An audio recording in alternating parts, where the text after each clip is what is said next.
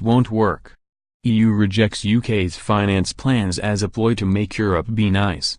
The Bank of England, BO, and government have proposed new incentives that could persuade European institutions to remain in the City of London when the UK leaves.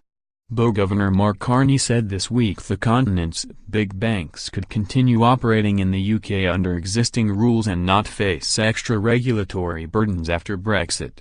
But he warned the move was dependent on Britain getting a good final deal with the bloc. Now EU officials have complained what the UK has offered is no better than the current European Commission guidelines. Under EU rules, banks can operate within the bloc if the regulations in their home country are equivalent to the bloc's own rules. But officials say this would not be the case with Britain's offer and are concerned the arrangements could be withdrawn at any time. Belgian Green MEP Philippe Lamberts claimed the proposals were meant as an olive branch but were not a big enough concession. He told the Financial Times, "I take these gestures as a way to entice the Europeans to be nice to them. But I don't think that will work."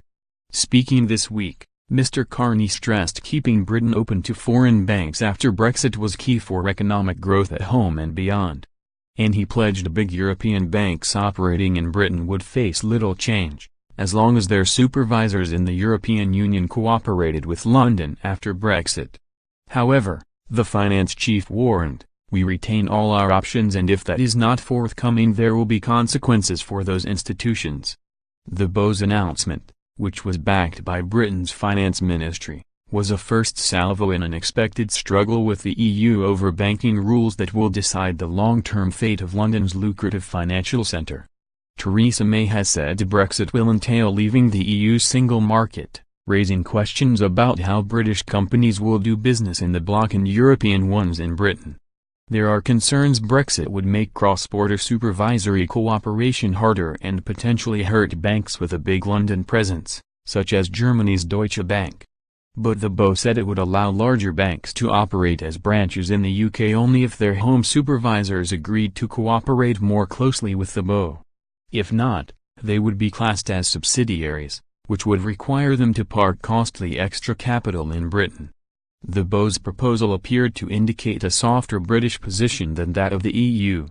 Brussels has so far insisted that London-based banks will lose their free access to EU banking markets if Britain sticks to its plan to impose new controls on migration. But Mr. Carney said the two sides had a lot in common and sounded upbeat about prospects of a deal. He told MPs, "I don't accept the argument that just because it hasn't been done in the past it can't be done in the future. London vies with New York for the title of the world's financial capital, but many other EU capitals see Brexit as an opportunity to grab new business." The EU has already proposed that clearing of euro-denominated derivatives, done mainly in London, could move to the Eurozone if there is no comprehensive Brexit deal between EU and UK regulators.